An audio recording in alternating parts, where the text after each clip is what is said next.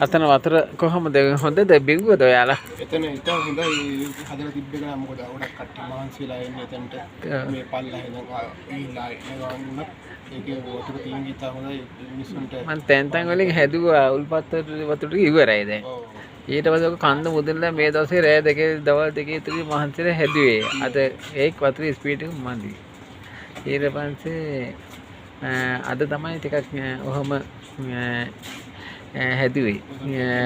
ආයි රෑට කියලා හදන්න ඕන. මට මහත්තයෙක් උදව් කරා පොඩි ක්‍රමයකට.